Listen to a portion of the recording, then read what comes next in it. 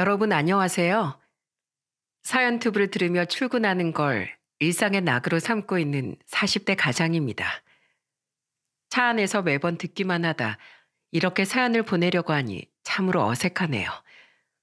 없는 글솜씨에도 불구하고 오늘 제가 이렇게 사연을 보내게 된 이유는 저의 인생을 바꾼 기적 같은 만남과 인연을 여러분께 소개하고 싶어서랍니다. 그 잊지 못할 인연을 지금부터 여러분께 조심스럽게 이야기하려 합니다. 저는 소위 말하는 개천에서 난 용이었어요. 서울에서 빠르면 6시간, 막히면 7시간이나 걸리는 시골 중의 시골에서 태어났죠. 저희 집은 농사를 지었지만 버는 수입이 적었는데다 제 밑으로 나이 차이가 나는 여동생이 있었기에 항상 돈에 쪼들렸어요. 하지만 다행히 저는 머리가 좋았고 학창시절 내내 죽도록 공부한 덕에 우리나라에서 5손가락 안에 드는 명문대에 진학할 수 있었죠. 집안 사정이 그러니 등록금을 내달라는 말은 꺼낼 수조차 없었습니다. 저는 월세와 등록금을 내느라 대학 시절 내내 가회를 띄었고 틈틈이 카페나 PC방 같은 곳에서도 일했죠.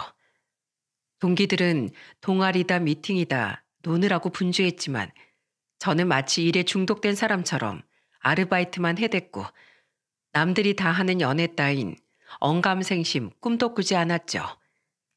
하지만 그런 저에게도 사랑은 찾아왔고 그렇게 대학교 4학년 졸업 논문을 쓰던 시기에 연애를 시작할 수 있게 되었습니다. 너 여자친구 없지? 뭐? 옷은 후줄근해가지고 맨날 도서관에서 살잖아. 딱 봐도 여자친구 없게 생겼는데 뭘. 내가 너랑 사귀어줄게. 여자친구의 이름은 정유정으로 약대에서 소문난 퀸커였습니다. 약대 정유정이라고 하면 학교 사람들은 물론 근처 다른 대학 사람들도 모두 알고 있었죠. 머리도 좋은데다 얼굴도 예쁘고 스타일도 발군인 유정이는 모든 남자들의 로망이자 여자들의 우상이었어요. 그런 애가 어떻게 저 같은 놈이랑 사귀게 되었는지 모르겠다며 사람들은 저를 대학가 7대 미스터리라고 불렀답니다. 하긴 저도 그랬어요. 유정이 같은 애가 대체 왜 저랑 사귀는지 알 수 없었죠. 하지만 사람들의 의문에도 저희의 만남은 3년간이나 계속됐어요. 3년간 별별 일을 겪으며 지지고 볶으니 자연스레 함께하는 미래를 꿈꿨고 저희는 30 전에 결혼식을 올리자 서로와 약속을 했죠. 하지만 사랑만으로 결혼하기엔 저와 유정이는 서로 사는 세계가 달랐습니다. 가난한 시골 출신인 저와 다르게 유정인 모자라게 살아본 적 없는 부잣집 외동딸이었거든요. 게다가 외할아버지부터 어머니까지 대대로 약사일 만큼 집안도 좋았습니다. 저와 유정인 서로 사랑했지만 사랑만으로 양쪽 집안의 차이는 메꾸기가 어려웠어요. 특히 유정이 어머니께서 무척이나 반대하셨답니다. 예, 너한테 걔가 가당키나 안 되니? 네가 뭐가 아쉬워서 그런 애를 만나?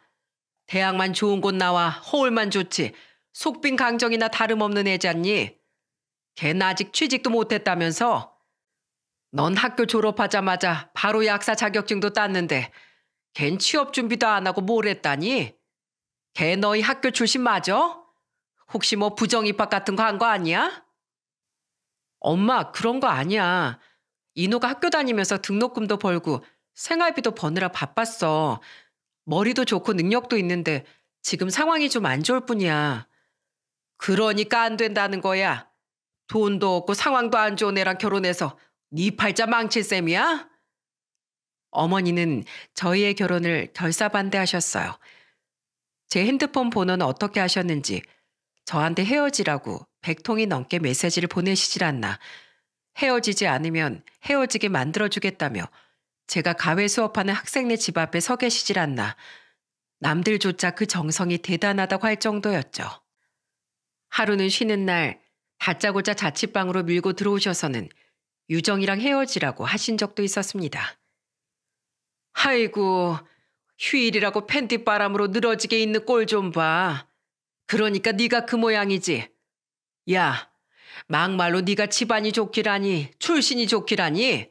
그렇다고 능력이 좋아. 우리 집안은 약사 집안이야. 우리 딸도 약사고. 내가 너 같은 놈에게 우리 딸을 줄 것 같아? 네가 부모여도 그렇게 못할 거다. 막말로 네 딸이 너 같은 놈이랑 결혼한다고 하면 너 같으면 시집 보낼 생각이 들겠어? 사람이 양심이 있어야지. 내 참 기가 막혀서 원.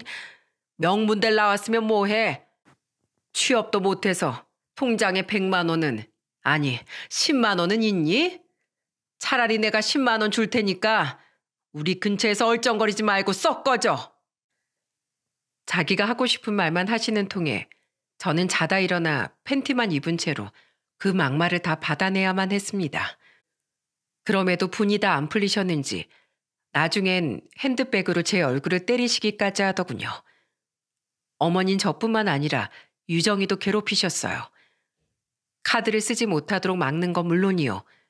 핸드폰과 차키까지 뺏으셨죠. 하지만 유정이는 그 와중에도 틈틈이 절 만나러 와줬고 어머니 그 꼴을 볼 수 없다며 나중엔 아예 방에 가둬버리기까지 하셨다더군요. 몇 날 며칠을 방 안에 갇힌 채 유정이는 그런 어머니가 지겹고 지겨워서 견디기 어려웠지만 어머니의 고집을 말릴 수는 없었기에 그저 기다릴 수밖에 없었다고 합니다. 유정이와 사귄 지 3년째 되던 어느 날 하루는 유정이가 제 자취방으로 찾아와서는 대뜸 밥은 먹었냐고 물어보고는 저녁을 차려주더군요.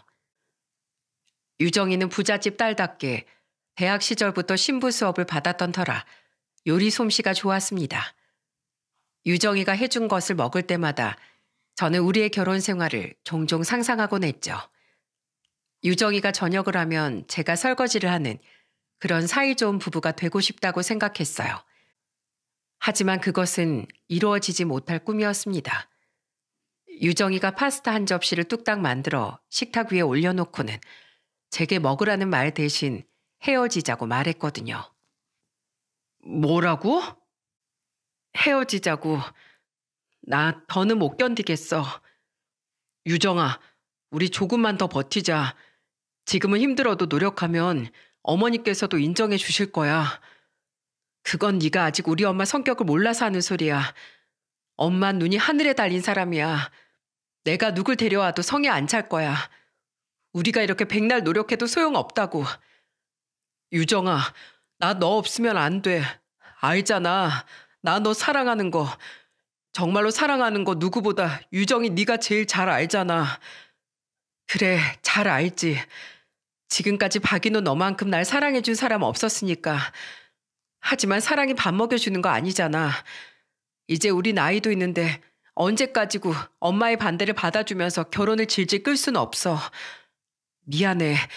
나도 이런 말 하고 싶지 않았어. 제발 다시 생각해줘, 유정아. 내가 너 없이 어떻게 살아. 내가 이렇게 빌게. 제발 다시 한번 생각해줘. 어? 유정아. 맛있게 먹어. 난 이만 일어날게. 그렇게 유정이와 헤어지고 한동안은 넋이 나가 있었습니다. 가회도 시간을 못 지키기 일쑤였고 아르바이트에서도 실수 연발이었죠. 나사가 빠져 있으니 일은 하나둘 잘렸고 이윽고 마지막 남은 과외조차 오지 말라는 연락을 받았을 때 저는 유정이와 관계가 끝났다는 걸 인정할 수밖에 없었어요. 유정이가 떠나고 일도 전부 잘린 제게 남은 건 오로지 명문대 졸업장 하나뿐이었어요. 일단 먹고 살아야 했기에 저는 국내 기업 중 이름난 곳을 골라 이력서를 넣어봤죠. 일만 하느라 별다른 경력이 없던 저는 매번 서류에서 탈락하는 고배를 마셔야만 했습니다. 그래도 눈을 낮추고 싶진 않았어요. 좋은 대학에서 좋은 성적으로 졸업할 정도니 발휘되지 못했을 뿐 능력은 출중하다 나름 자부했었거든요. 하지만 그건 제 착각이었죠. 유학까지 다녀온 해외파가 넘쳐나는 한국의 취업시장에서 저 같은 놈은 발에 치일 듯이 많았거든요. 그렇게 100여 번 정도의 탈락 끝에 저는 정신을 차렸고 29살이라는 신입이라기엔 애매한 나이에 한 중소기업에 겨우 입사할 수 있게 되었습니다. 회사 생활을 3년 정도 했을 때 아는 선배의 소개로 아내를 만나게 됐어요. 아내는 통통하고 아담한 데다 수수한 차림이 어울리는 귀여운 사람으로 웃는 모습이 인상적인 여자였습니다. 고향이 포항이세요? 네, 저는 고등학교 때까지 쭉 포항에서 살다가 대학을 계기로 서울로 올라왔어요. 저랑 같네요. 저도 고향에서 고등학교까지 나왔다가 학교 때문에 서울로 왔거든요. 그때부터 지금까지 쭉 혼자 살았죠. 정말요? 그럼 이노 씨도 계속 가족과 떨어져서 사셨구나. 저도 내내 자취를 해서 그런지 자취 경력이 길다는 사람들을 보면 마치 동지를 만난 것 같아요. 기쁘다가도 또 한편으론 슬프기도 하죠. 아무도 없는 방에 불을 켜고 들어가는 외롭고 그 쓸쓸한 느낌을 가족들과 쭉 함께 살았던 사람들은 알 수가 없을 테니까요. 아내는 살가운 성격으로 친절히 몸에 밴 사람이었어요. 도도한 성격이었던 유정이와는 다른 매력에 저는 은근히 끌렸고 아내도 저를 마음에 들어했지요. 하지만 제게 실연의 상처가 워낙 깊은 저였기에 섣불리 사귀자는 말이 입 밖으로 나오질 않더군요. 이노 씨, 오늘 아침 출근하다가 하늘에서 예쁜 모양의 구름을 발견했지 뭐예요? 이노 씨에게 보여주고 싶어서 이렇게 사진을 찍어 보냅니다. 이 구름 사진 보고 오늘의 힘듦이 씻겨 내려갔으면 좋겠네요. 언제나 응원합니다. 그저 구름 모양이 예뻐서 꽃이 아름다워서 지나가는 고양이가 귀여워서 같은 이유로 아내는 제게 많은 메시지를 보내주었습니다. 그 사랑스러운 마음에 저는 결국 마음의 문을 열었고 저와 아내는 그렇게 사랑을 시작했죠. 하지만 처음에 주저함이 무색하게도 저희는 사귀기 시작한 지 2년 만에 결혼을 하게 되었습니다. 결혼 후 1년이 조금 넘었을 무렵엔 아이까지 생겼죠. 임신 9주, 아내가 저에게 처음 초음파 사진을 보여주었을 때가 기억이 납니다. 자기야, 이거 보여? 여기 하얀 눈사람 같은 게 우리 아기야. 여기 위에 동그란 게 머리고 아래 작은 동그라미가 팔, 그리고 밑에 있는 큰 동그라미가 몸이야. 어때? 젤리군 같지? 진짜 신기하다. 이렇게 조그만데 벌써 팔다리가 있다는 게 믿기질 않아. 자기도 그래? 사실 나도 뱃속에 우리 아기가 있다는 게 아직은 실감이 안 나. 아, 어떤 아기가 태어날까? 얼른 만나고 싶어. 그 무렵 저는 아내가 병원에서 받아온 초음파 사진들을 보면서 지난번보다 얼마나 자랐는지, 누구를 더 닮았는지 아내와 이야기를 나누는 것이 즐거움이었답니다.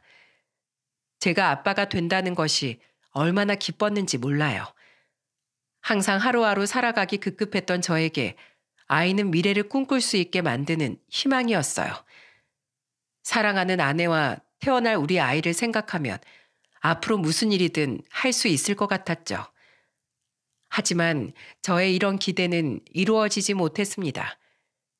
제가 회사에서 업무를 보고 있을 때 아내가 혼자 산부인과 검진을 받으러 가다 길에서 사고가 났거든요. 박인호 씨 핸드폰 맞습니까? 맞는데 누구시죠? 병원입니다. 부인께서 사고가 나셨어요. 죄송한데 급히 병원으로 와주셔야 할 것 같습니다. 사고요? 사무실에서 전화를 받고 급히 달려온 제게 펼쳐진 상황은 너무도 충격적이었어요. 아내는 머리에 붕대를 감고 코와 입, 팔과 심장에 여러 줄을 꽂은 채 응급실 침대에 누워 있었거든요. 피로 얼룩진 모습이 어찌나 현실감이 없었는지 그 광경이 마치 재난 영화 속 한 장면처럼 느껴졌죠. 하지만 현장을 수습했던 구급대원의 설명에 그것이 현실이라는 걸 점점 자각할 수 있었고 저는 그제서야 아내의 상태가 심상치 않다는 걸 인지할 수 있었습니다. 구급대원의 말로는 아내는 버스를 타기 위해 횡단보도를 건너는 중이었는데 건너편에서 신호를 보지 못하고 미처 속도를 줄이지 못한 승용차 한 대가 아내를 치고 말았고 아내는 50m 정도를 차에 깔린 채로 끌려갔다고 하더군요. 사태 파악이 되자 다리가 믿을 수 없을 정도로 떨려오기 시작했어요. 도저히 서 있을 수가 없었죠. 저는 후들거리는 다리를 이끌고 다가가 아내의 몸을 마구 흔들었어요. 여보, 여보, 일어나. 아이 잘 있나 보러 병원에 다녀온다더니 왜 이러고 누워있어? 제발 정신 차려봐. 눈을 떠봐, 여보. 하지만 몸에 달린 여러 호수줄만 흔들릴 뿐 아내는 미동조차 하지 않았습니다. 절망한 저는 옆에 있는 의사를 붙잡고 아내를 살려달라고 빌었어요. 저기요, 선생님. 우리 아내 살 순 있는 거죠? 그런 거죠? 우리 아내 엄마가 될 사람이라 꼭 살아야 해요. 선생님, 우리 아내 제발 꼭 살려주세요. 그리고 아내 뱃속에 있는 우리 아이도 같이 살려주세요. 이렇게 빌겠습니다. 제발 부탁드려요. 전 우리 아내랑 아이 없으면 못 살아요. 제발요. 제발. 보호자님, 진정하세요. 환자분은 이미 보호자님이 오시기 전 응급처치와 긴급수술을 받은 상태입니다. 추가 수술 결과를 더 지켜봐야겠지만 일단 저희가 말씀드릴 수 있는 것만 말씀드리면 아이는 유산되었습니다. 유산이요? 네. 사고 당시 배를 심하게 부딪히신 것 같더군요. 저희가 확인했을 땐 이미 아이의 심장이 멈춰 있었습니다. 아이가 죽었다고요? 지금 환자분 역시 피를 너무 많이 흘려서 상태가 좋지 않아요. 긴급 수술의 결과와 환자분의 자궁 상태를 확인해가며 2차 수술을 진행할 겁니다. 보호자님께선 대기해 주세요. 청천벽력과도 같은 말에 저는 힘이 빠져 그대로 주저앉고 말았습니다. 9시 뉴스에서 볼 법한 사고가 우리 아내와 아이에게 일어나다니 믿을 수가 없었죠. 망연자실한 제 곁으로 의사와 간호사가 분주하게 움직이며 아내를 수술실로 옮겼지만 저는 얼어붙은 채로 그 모습을 멍하니 바라만 볼 뿐이었어요. 저의 간절한 마음을 아는지 모르는지 3시간 동안 계속된 수술 끝에도 아내는 깨어나지 않았습니다.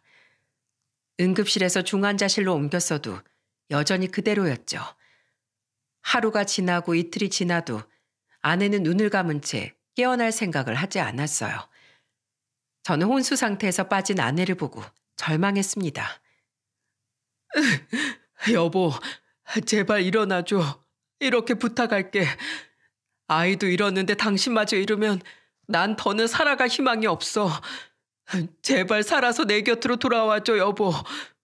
나 당신을 만나기 전까지 사랑을 믿지 못했어. 사랑한다고 하지만 사람의 마음은 변하기 마련이잖아. 난 사랑을 말하는 사람들을 전부 거짓말쟁이라고 생각했어. 근데 그랬던 내가 당신을 만나고 변했어. 사랑이 뭔지 알았어. 이제야 뭔지 알았단 말이야. 하지만 이런 저의 절절한 고백에도 아내는 여전히 움직이지 않았습니다. 눈물이 오열로 바뀌고 부탁이 애원이 되어도 아내는 그대로였죠. 듣는 거야? 듣곤 있는 거야? 당신 다 듣고 있으면서 나한테 장난치는 거지? 그런 거지? 나 아직도 당신이 보낸 사진들 전부 다 가지고 있어. 당신이 보낸 구름이며 꽃이며 고양이 사진들을 보며 힘든 회사 생활을 버티고 있단 말이야. 얼른 일어나서 나에게 다시 살아갈 희망을 줘. 이렇게 부탁할게. 내가 이렇게 빌게. 이제 일어나서 나랑 집으로 가자. 제발. 이러면 안 되잖아. 내가 당신 없이 앞으로 어떻게 살란 말이야. 제발 깨어나. 일어나라고. 제발. 나 좀 살려줘. 그러나 저의 간절함에도 불구하고 아내는 2주를 넘기지 못했고 그렇게 사고가 난 지 12일 만에 아내는 아이를 따라 세상을 떠나고 말았습니다. 아내의 바이털 사인이 멈출 때 저의 세상도 완전히 끝난 것만 같았죠. 불과 얼마 전까지 아내와 아이가 함께하는 행복한 미래를 상상했건만 그것이 마치 오래된 전생의 일처럼 느껴지더군요. 삶의 이유였던 아내와 아이의 죽음은 제게 참기 어려운 절망이었습니다. 이 절망은 포항에서 올라오신 장인어른과 장모님께도 마찬가지였겠죠. 특히 장모님께서는 아내의 영정사진 앞에서 탈수로 몇 번을 기절하실 정도로 오열의 오열을 거듭하셨어요. 내 딸아, 사랑하는 내 딸아, 내가 널 어떻게 키웠는데 이렇게 떠나보낼 순 없다. 그럴 순 없어. 그러니까 엄마가 포항에서 같이 지내자고 했잖아.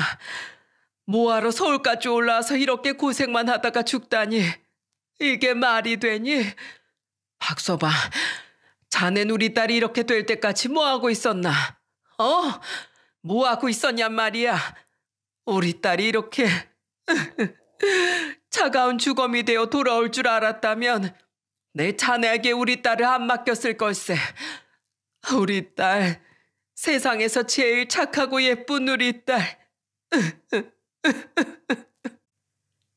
저는 장모님의 원망 섞인 말씀에도 면목이 없어 고개를 들지 못했어요. 장모님은 그렇게 한참을 제게 매달려 우셨고 저는 그런 장모님을 꼭 안아드렸죠. 저와 장모님은 아내의 영정사진 앞에서 서로를 안아주며 그렇게 한참을 울었답니다.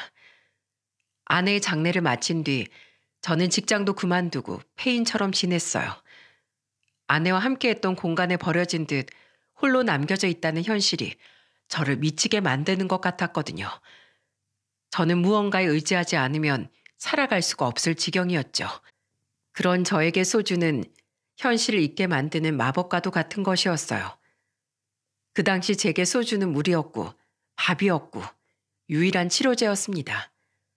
저는 술에 의지한 채 무려 2년이란 시간을 아무도 없는 깜깜한 방에서 신세를 한탄하며 보냈죠.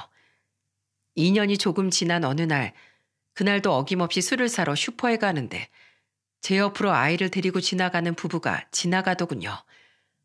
아빠로 보이는 남자가 아내와 아이의 손을 잡고 웃으며 걷고 있었죠. 저는 그 모습에 울컥하고 말았습니다. 우리 아이가 살아있으면 저만 했을까? 우리 아내가 살아있었다면 저 모습은 내 미래이지 않았을까? 그날의 사고만 아니었으면 지금쯤 내 손은 가족의 손을 잡고 있을 텐데 하는 생각들이 머릿속을 스쳐 지나갔죠. 저는 그 길로 택시를 잡아타고 한강으로 달려갔습니다. 행색도 영 좋지 않은 데다 상태가 이상한 남자가 한강으로 가자고 하니 조용하던 택시 기사가 말을 걸어오더군요. 손님, 제가 서울바닥에서 택시를 운전한 지도 벌써 30년이나 됐네요. 손님들을 한강으로 모시고 간 횟수가 못해도 1000번은 넘을 겁니다. 그래서 손님들이 택시에 오르는 모습만 봐도 어떤 심정으로 가자고 하는지 속이 훤히 들여다 보이죠. 혹여라도 이상한 생각 하시는 거면 지금이라도 좋으니 그만두세요. 기사님, 하지만 오늘은 제가 도저히 견딜 수가 없어요. 살아갈 희망이 없단 말입니다. 가족이 다 죽었는데 저 혼자 살아가면 뭐합니까? 그날 제가 휴가를 내고 아내를 직접 데리고 병원을 갔다면 그 사고가 일어나지 않았을 수도 있어요. 아내와 아이가 살 수 있었을지도 모른단 말입니다. 기사님께서 저의 이런 심정을 알기나 하십니까? 모르죠. 아마 그 슬픔은 죽었다 깨어나도 알지 못할 겁니다. 하지만 나이를 조금 더 먹은 사람으로서 참견은 좀 해야겠어요. 손님, 사람이란 죽을 이유가 곧 살 이유가 되기도 하는 법이랍니다. 강을 보면서 제 말을 잘 생각해 보세요. 돈은 받지 않겠습니다. 기사님은 돈도 안 받고 절 한강으로 데려다 주었죠. 저는 다리와 강물 표면에 반사된 네온 사인들을 보면서 아내와 있었던 모든 일을 떠올렸습니다. 아내와 함께했던 행복과 기쁨의 기억이 마치 주마등같이 느껴졌죠. 한참을 서 있던 저는 하늘을 바라보며 기도했어요. 여보, 당신과 함께했던 아름다운 추억을 내 주마등으로 만들진 않을게. 이 기억을 내가 살아갈 희망으로 바꿔보도록 노력할게. 이제 방황하지 않고 당신이 내게 남겨준 기억을 소중히 간직하며 살아갈 테니 부족한 날 하늘에서 지켜봐줘. 한강에서 돌아온 뒤 마음을 다잡은 저는 다시 직장 생활을 하기 위해 여기저기 이력서를 넣기 시작했어요. 아내를 위해서라도 폐인의 생활로 돌아갈 수 없었죠. 그런 제 마음을 알고 아내도 하늘에서 도와주었는지 일을 구하러 다닌 지 반년 만에 운 좋게 원하던 회사에 들어갈 수 있었죠. 회사에서의 생활은 쉽지 않았습니다. 아무래도 2년간의 공백이 컸죠. 하지만 다른 것들은 생각하고 싶지 않았기에 저는 오로지 일에만 매달렸습니다. 그렇게 1년, 2년, 시간이 흐르자 처음엔 경력에 구멍난 신입이라고 저를 이상하게 보던 선배들도 저의 노력에 칭찬을 아끼지 않더군요. 저는 그렇게 상사들의 인정을 받으며 회사를 무려 10년 동안 다녔답니다. 하지만 회사에 위기가 찾아오게 되었죠. 바로 경제가 휘청대기 시작한 겁니다. 무역 중심의 회사다 보니 아무래도 세계 정세에 민감하게 반응할 수밖에 없었거든요. 어수선한 회사의 분위기를 대변이라도 하듯 회사의 사정은 점점 어려워지기 시작했고 제 직급에 있는 동료들은 퇴사의 압박을 받기 시작했습니다. 저 역시 정리해고 대상자였죠. 압박을 못 이긴 저는 결국 회사가 제시한 조건을 받아들이고 말았어요. 시간이 좀 걸리겠거니 했던 사직서는 예상과 다르게 순식간에 수리되더군요. 마치 기다렸다는 듯이 말입니다. 그날 저녁 6시 직원들이 모두 퇴근한 빈 사무실에서 저는 혼자 책상을 정리했어요. 짐이 많을 것 같더니 10년간의 세월이 고작 박사 하나로 정리되더군요. 이 회사를 위해 살신성인의 정신으로 노력했건만 고작 나에게 남은 것이 이 박사 하나뿐이라니 허무한 감정에 휩싸인 저는 사무실 앞에 박스를 통째로 버리고 나와버렸습니다. 그리곤 밤의 서울길을 한없이 정처 없이 걸었어요. 인파를 헤치고 걷는 제 모습이 무척 초라하더군요. 저만 낙오자가 되는 느낌이죠. 사람들은 다 웃고 있는데 왜 나는 이리도 거지 같은 기분일까? 모두 335 모여 즐겁게 노는데 난 왜 또 이렇게 혼자인 걸까 하는 비참한 생각들이 들었죠. 저 사람들은 사랑하는 가족들이 반겨주겠지? 하지만 난 집에 가봤자 반겨주는 사람 하나 없어. 아내도 죽고 자식도 없고 이런 내가 집에 가봤자 뭘 할 수 있겠어. 쓸쓸한 마음에 여느 때처럼 배달 음식에 소주나 한 잔 마시고 잠들겠지. 난 대체 언제까지 이렇게 살아야지? 내 나이 40 중반인데 언제까지 이렇게 힘들게 살아야 하는 거지? 내겐 희망이 있는 걸까? 나한테도 살아갈 의미란 게 존재하긴 하는 걸까? 온갖 생각을 다하며 길을 걸어가고 있는데 저 멀리서 중학생쯤 되는 여학생이 걸어오더군요. 저는 그 학생을 유심히 지켜보았죠. 원래 이 시간대쯤엔 학원에 가기 전 저녁을 먹으려는 학생들로 항상 붐볐기에 교복을 입은 학생 하나쯤이야 대수로울 건 아니었습니다. 하지만 학생의 모습이 어쩐지 이상했어요. 휘청휘청 걷는 게 당장이라도 쓰러질 것 같았거든요. 그때였습니다. 애가 걷는 게 이상하다고 생각하는 순간 학생이 그대로 쓰러지고 말았던 거예요. 하지만 길에 지나가는 사람들은 그 학생을 모른 척 스쳐 지나갈 뿐 아무도 도와주지 않았습니다. 저는 그걸 두고 볼 수만은 없었기에 상황을 보러 여학생이 쓰러진 곳으로 곧장 달려갔어요. 이봐요, 학생! 학생! 제 목소리 들려요? 저기요, 일어나 봐요. 이봐요. 소리를 치며 학생의 몸을 두드려 봤지만 학생은 미동조차 하지 않았어요. 저는 망설이다가 바로 심폐소생술을 시도했죠. 학창시절 교련 시간에 배운 걸 기억하며 두 손으로 흉부를 마구 압박하고 있으니 그제서야 사람들이 몰려오기 시작하더군요. 거기 119죠? 학생이 쓰러졌어요. 여기 사거리에 있는 주유소 앞에 큰 편의점이에요. 빨리 와주세요. 빨리. 보기만 했지 심폐소생술을 실제 상황에서 시도한 건 난생 처음이었던지라 저는 최선을 다해 입에 숨을 불어넣었습니다. 혹시라도 아이가 잘못될까 숨을 졸이면서요. 후 숨을 불어넣었음에도 움직이지 않는 아이의 모습에 눈물이 마구 나더군요. 제가 흔드는 대로 튕겨 나오는 아이의 몸이 언뜻 봐도 너무 말랐기 때문이었어요. 요새 세상이 어떤 세상인데 자식을 금보다도 더 귀하게 키우는 세상인데 대체 어떤 사정이 있길래 길에서 쓰러지기까지 했는지 너무도 안타까웠죠. 얼마나 지났을까요?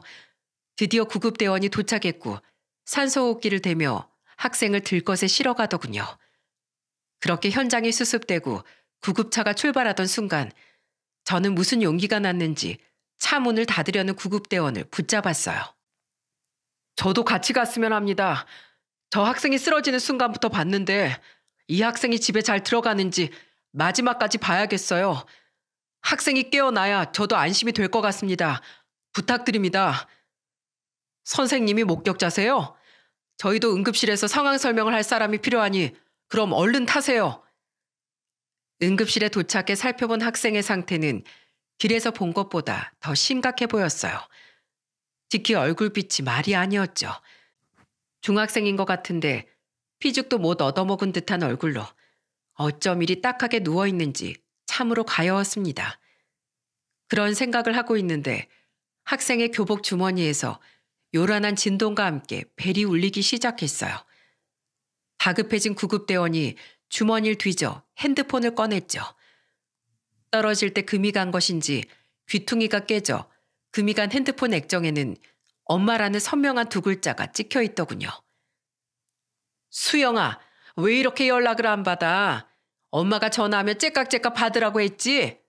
너 엄마 자꾸 화나게 할래? 어머님이시죠? 여긴 병원입니다. 빨리 병원으로 와주세요. 따님이 쓰러지셨어요. 네? 우리 수영이가요? 거기 어디예요? 그 병원 어디냐고요? 빨리 말해요. 그렇게 전화를 끊은 지 15분 정도 지나자 학생이 정신이 들었는지 눈을 뜨더군요. 아이가 깨어나자 저는 안도감에 깊은 한숨을 내쉬었죠. 학생은 일어나자마자 대뜸 제게 자기가 또 쓰러졌냐고 묻더군요. 말투로 짐작하건대 이런 적이 한두 번이 아닌 것 같았습니다. 저 미주신경성 실신을 앓고 있어요. 긴장을 많이 하거나 스트레스를 받으면 일시적으로 혈압이 떨어져서 쓰러지고 말죠. 이번 중간고사에서 좋은 성적을 내려고 밥도 안 먹고 며칠 밤을 새워 공부했더니 알게 모르게 스트레스를 많이 받았나 봐요. 아저씨께 폐를 끼쳐서 죄송해요. 도와주셔서 감사합니다. 그때 저 멀리서 헐레벌떡 뛰어오는 한 중년의 여자가 보였어요. 저는 그 모습을 보고 그 여자가 학생의 엄마라는 걸 알 수 있었습니다. 여자는 마치 문을 부술 기세로 응급실 안으로 뛰어들어왔죠. 그렇게 숨이 턱까지 차오른 여자의 얼굴이 응급실 불빛에 비쳐 서서히 윤곽을 드러내는 순간 한 발 두 발 다가오는 그 여자를 보고 저는 온몸이 벌벌 떨리기 시작했고 글자 그대로 얼어붙고 말았습니다.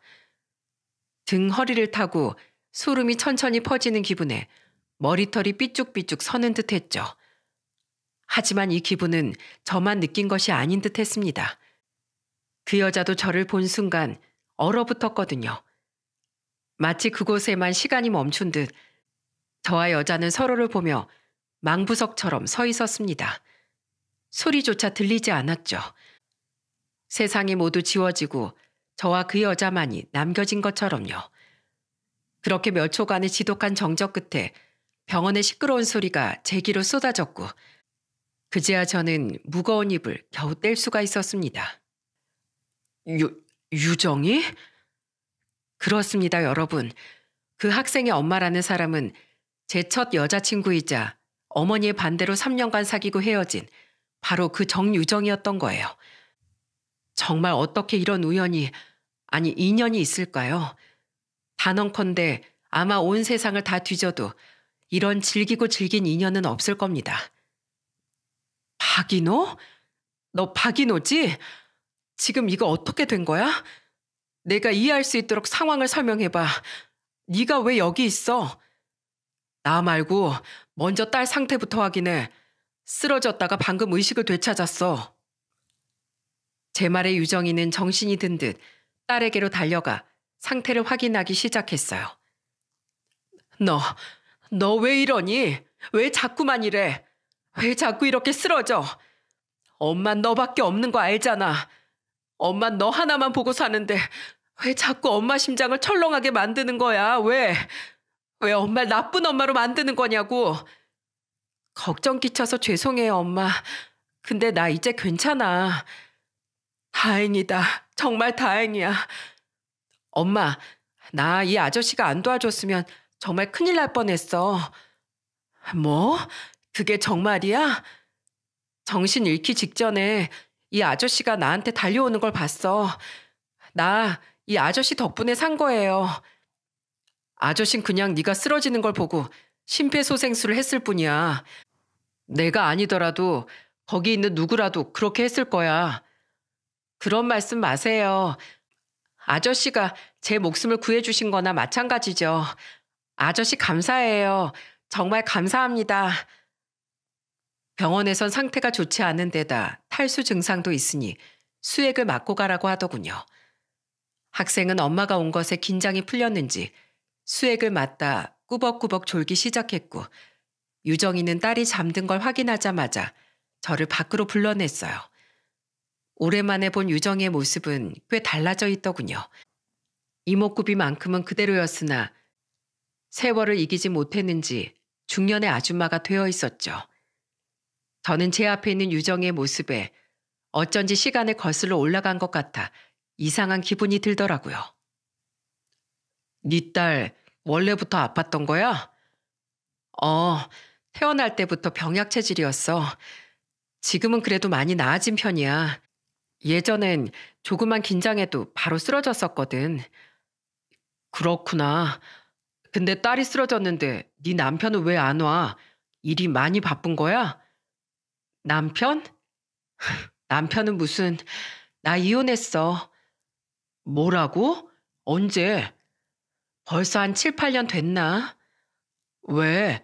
무슨 일이 있었던 거야? 정말 있었지. 남편은 엄마가 소개해준 남자였어. 너 알지? 우리 엄마 성격. 너랑 파혼하자마자 엄마는 거짓말처럼 결혼하라고 날 그렇게 들들 볶더라고. 내가 거절을 해도 거절해도 엄마는 끈질겼지. 결국 엄마의 등살에 못 이겨 소개받은 그 남자하고 결혼까지 하게 됐는데 참 지랄 맞더라. 뭐 억대 부자라고 하더니만 막상 결혼해보니까 그게 다 빚이더라고. 빚. 그 사기꾼 같은 놈. 나도 그렇고 우리 엄마, 우리 집안을 다 속였던 거지. 속였다고? 그래. 뭐 하지마 어쩌겠어. 이미 수영이를 낳았는데. 그래도 내가 어떻게든 키워보려고 노력했거든. 근데 남편이란 놈이 개차반이니 나 혼자만의 노력으론 무리더라. 허구한 날 술에 계집질에 사업한답시고 우리 친정집에 돈 빌려달라고 손을 벌렸지. 빌려갔음 돈이라도 잘 벌면 또 몰라. 생활비는 생활비대로 안 주고 내가 벌어오는 돈은 돈대로 다 썼어. 우리 수영이가 아픈 것도 다 남편 때문이야. 지 새끼인데도 어찌나 박하게 대하던지.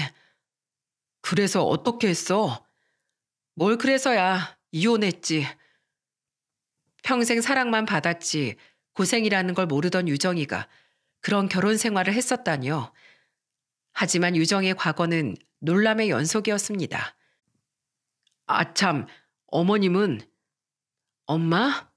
재작년에 돌아가셨어. 뭐라고? 그래, 어머니도 나이가 있으셨지. 어떻게 가신 거야? 뭐겠어. 그냥 성격이 고약해서였지. 그냥 병이었어. 그럼 아버진 잘 계셔? 살아 계시고? 아버진 엄마 돌아가시고 귀농해서 혼자 사셔. 그러고 보니 그것도 꽤 됐네. 유정의 말에 저는 엄청난 충격을 받았습니다. 저를 그렇게 싫어하고 인간 취급도 하지 않으셨던 양반이 병으로 돌아가셨다니요. 그것도 재작년의 말입니다. 듣자하니 어머니께선 3년 전쯤 몸이 갑자기 쇠약해지기 시작하시더니 시름시름 앓다가 가지고 있던 지병이 악화되어 1년 만에 돌아가셨다고 하더군요. 아버지께서는 그런 어머니의 모습에 충격을 받았고 벼랑간 갑자기 고향으로 내려가시겠다 선언하셨다고 합니다. 하긴 유정의 아버진 그저 어머니의 기에 눌려서 참고 사셨을 뿐 제게 그렇게 모질게 굴진 않으셨었죠. 이노야, 너는? 너는 결혼했어? 결혼? 했지. 했는데. 뭐야, 왜 뜸을 들여? 너도 이혼한 거야? 아니야, 사별했어. 나 아내랑 결혼한 지 3년도 채 안 돼서 아내가 교통사고로 세상을 떠났어. 아내가 사고를 당했을 때 뱃속에 아이도 있었는데 사고의 충격으로 그만 유산되고 말았어. 겨우 임신 5개월이었는데 태어나지도 못하고 만 거야. 아낸 2주 동안 혼수 상태에 빠져 있다 아이를 따라서 가버렸지. 그것도 벌써 15년 전인가? 난 그때의 상처가 아물었다고 생각했는데 오늘 네 딸을 보니 꼭 그런 것 같지가 않네. 제 덤덤한 태도에 유정인 입을 틀어막은 채 아무 말도 못하고 불안한 눈으로 절 쳐다만 보고 있더군요. 아내와 아이가 죽으니 살 이유가 없었어. 폐인처럼 살다가 죽으려고 한강에도 갔지. 근데 죽을 수가 없더라고. 내가 죽으면 우리 아내가 나에게 남긴 기억들이 세상에서 사라지고 마는 거잖아. 난 그 아름다운 추억들을 주마등으로 만들 수가 없더라고. 그때 난 다시 살아야겠다고 마음먹었어. 가정을 꾸리고 아빠가 되기에 그저 내가 너무 모자란 사람이었어. 난 그냥 그때 일을 한때 즐거운 꿈이었다고 생각해. 내 인생에 감당하기 어려울 정도로 큰 사랑이 잠깐 왔다 갔다고 여기기로 했어. 그렇게 조용한 정적이 흘렀습니다. 분위기가 가라앉자 유정이는 머쓱해하며 다시 이야기를 이어나가더군요. 그렇구나. 너나 나나 기구한 삶인 건 비슷하네. 네 인생도 나처럼 우여곡절이 많아. 그간 고생이 참 많았겠다. 그래, 요새 뭐하고 지내? 들으면 놀랄 거야. 나 오늘 회사 잘렸거든. 10년을 회사에 헌신했는데 회사가 휘청이자마자 바로 정리해고 대상으로 올라가 버렸지 뭐야. 동료들이 하나둘 떠나가는 판국에 나라고 뭐 별 수 있겠어? 내 나이가 그렇잖아. 도저히 버틸 수가 없어서 나와버렸어. 짐도 사무실 문 앞에 버려버렸지. 아마 내일 사람들 출근하면 그거 정리하는 데 시간 좀 걸릴 거야. 야, 넌 그게 복수한 거니? 회사 문을 아예 부숴버렸어야지. 하여간 넌. 제가 웃으며 허탈하게 말하자 유정이가 여전히 성격이 모질지 못하다면서 혀를 끌끌 차더군요. 유정이 역시도 자신의 근황을 털어놨습니다. 유정인 아직도 어머니가 물려준 약국에서 약살하고 있다고 하더군요. 시간이 흘러도 아직도 여전한 모습에 왠지 안심됐는지 저도 모르게 웃음이 픽 하고 터져나왔죠. 우여곡절 많은 우리지만 그래도 살아가고 있다는 게 참 감사했습니다. 그 이후로 저희는 종종 만나게 되었어요. 피차 외로웠던 서로였기에 18년의 세월이 무색하게 금방 가까워질 수 있었죠. 하지만 그래도 서로 다른 사람과 결혼까지 했던 몸, 섣불리 다가가지 못하고 친구로서 지내는 것에 만족하고 있는데 유정이의 딸인 수영이가 저희 사이를 참견하더군요. 엄마, 아저씨한테 빨리 솔직하게 말해. 다시 만나고 싶다고. 얘는 엄마한테 못하는 소리가 없어. 엄만 솔직하지 못하잖아. 좋아도 좋다고 표현하지도 못하고 꼭 모진 소리 하나씩 얹어서 말하잖아. 듣는 사람 오해하게. 있지 엄마? 이젠 솔직해져야 할 때야. 좋으면서도 어떻게든 감추려고 하는 거 다 티난다? 우리 반에도 꼭 엄마랑 같은 친구가 하나 있어. 좋아하는 애한테 좋아한다는 말을 절대 안 하는 친구. 근데 우리 반 친구들 걔 마음 다 알아. 다 아는데 그냥 모른 척 언제 고백하나 기다릴 뿐이야. 엄마도 이젠 엄마의 행복을 찾아야 할 때가 됐잖아. 난 엄마 딸로서 엄마가 이제 좀 행복해졌으면 좋겠어. 뭐야? 요새 중학생들은 다 이런 거야? 당연하지, 엄마. 요새 중학생들 얕보지 말라고요. 아버지의 사랑을 받은 적 없다던 수영이는 다행히도 저를 친아버지처럼 따라주었습니다. 셋이 함께 만날 때 수영이는 제 엄마보다 제 옆에 더 찰싹 달라붙곤 했죠. 유정이가 그 모습에 기겁하며 예의 있게 굴라고 다그쳐도 수영이는 그저 헤헤 웃기만 했습니다. 아저씨, 엄마가 좋으면서 괜히 저러시는 거예요. 오늘도 함께 나들이 간다고 해서 엄마가 얼마나 기대했게요. 엄마뿐만이 아니에요. 저도 많이 기대했어요.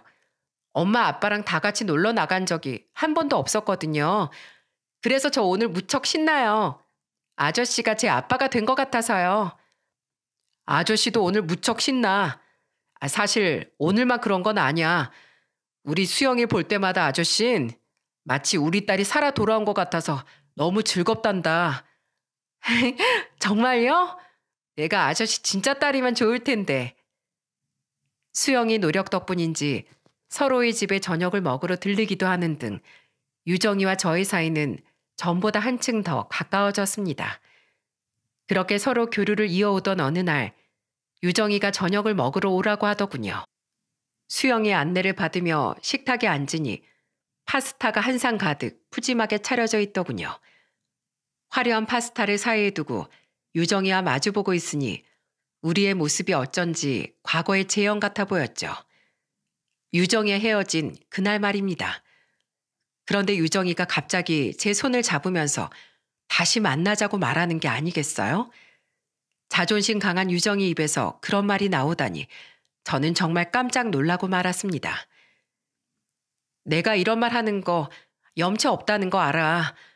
그래서 있는 용기 없는 용기 다 쥐어짜서 말하는 거니까 잘 들어. 딱 한 번만 말할 거니까. 이노야, 난 너랑 잘해보고 싶어.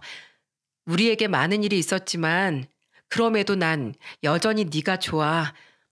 엄마 때문에 너랑 억지로 헤어지고 나서 나 역시도 방황을 많이 했거든. 하지만 최근에 널 다시 만나고 나 알았어. 아직 그때 불꽃이 내게 남아있다는 걸 말이야. 이노야, 나에게 기회를 한 번만 줄래? 네가 내 남편, 아니 우리 수영이 아빠가 되어줬으면 해. 갑작스런 유정의 고백에 놀라 어안이 벙벙한 표정으로 멀뚱히 쳐다만 보고 있는데 옆에 앉아있던 수영이 역시 제 손을 꽉 잡더군요. 아저씨, 저 한 번도 아빠의 사랑을 받아본 적이 없어요. 그래서 전 그동안 아빠가 없는 셈 치고 살았어요. 그깟 아빠 없으면 어떠냐고 생각했죠. 하지만 아저씨를 만나고 알았어요. 역시 저도 다른 친구들처럼 아빠가 있었으면 좋겠다고요. 저 아저씨가 우리 아빠면 정말 좋을 것 같아요. 오늘처럼 이렇게 맛있는 음식 먹으면서 앞으로 행복하게 지내고 싶어요. 네? 저는 두 사람의 얼굴과 제 손에 포개어진 두 손을 번갈아 쳐다보았습니다. 그때 갑자기 과거에 잊고 지냈던 기억이 떠오르더군요. 맞아요. 저를 한강으로 달려가게 만들었던 그 기억 말입니다. 아내와 아이의 손을 붙잡고 싶었지만 소주를 담은 검은 비닐봉지밖에 잡지 못했던 그때 비참한 기억이 말이죠. 하지만 저에게 그때 검은 비닐봉지는 없었습니다. 차갑고 얇은 비닐 대신 따뜻하고 정 많은 유정이와 수영이의 두 손만이 있을 뿐이었거든요. 그날 뒤로 유정이와 저는 정식으로 다시 교제를 시작했고 우린 재해 후 반년 만에 재혼을 하게 되었습니다. 마치 기적 같은 일이었죠. 운이 잘 풀린 건지 재혼하고 얼마 지나지 않았을 때 저는 그간의 경력을 인정받아 대우가 좋은 회사에도 입사할 수 있었어요. 정말 다행이었습니다. 저는 수영이에게 좋은 아빠가 되어주고 싶었거든요. 아빠의 능력이란 걸 보여주고 싶었습니다. 이제 수영이는 저를 완전히 아빠라고 부르곤 합니다. 처음엔 아빠라는 호칭이 어색했지만 듣다 보니 그것만큼 제게 힘을 주는 단어가 없더군요. 한때는 아빠가 된다는 걸 포기했던 적도 있었죠. 하지만 이제는 그렇지 않습니다. 제 손을 잡아준 두 사람의 마음을 통해 다시 한 여자의 남편으로서 또 한 아이의 가장으로서 살아갈 용기가 생겼거든요. 아빠, 퇴근하셨어요? 엄마가 빨리 밥 먹으러 오시래요. 그래, 수영아. 아빠가 손만 씻고 얼른 갈게. 미안한데 이것만 받아줄래? 이게 다 뭐예요? 이건 수영이랑 엄마 선물. 사실 오늘은 엄마랑 아빠랑 처음 사귄 날이거든. 잊지 못할 기념일이지. 밥 다 먹고 이따가 몰래 줄 거니까 아직은 말하면 안 된다. 네, 걱정 말아요, 아빠. 그래서 엄마가 오늘 하루 기분이 좋았던 거구나. 그래, 저녁 먹고 우리 다 같이 집 앞 공원에 산책까지 않을래? 오늘은 좋은 날이니 아빠가 엄마랑 수영이랑 더 많은 시간을 보내고 싶어. 와, 신난다. 빨리 우리 저녁 먹으러 가요. 빨리요. 저와 유정이의 질긴 인연은 많은 우여곡절 끝에도 어쩐지 끊어지지 않았고 여전히 계속되고 있답니다. 그 기적은 하늘에서 내려준 것이죠. 저는 오늘도 그 기적을 이어나가기 위해 나의 손을 붙잡아준 가족들을 위해 열심히 뛰어다니고 있답니다. 여러분, 오늘 제가 사연을 보내게 된 건 힘든 세상에서도 우릴 지켜주는 따스한 인연에 대해 말하고 싶어서랍니다.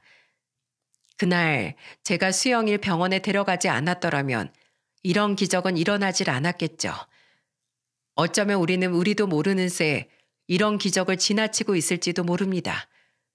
그러니 여러분들께서도 항상 열린 마음으로 선을 행하시며 자신을 스쳐가는 여러 인연을 아껴주시길 바랍니다.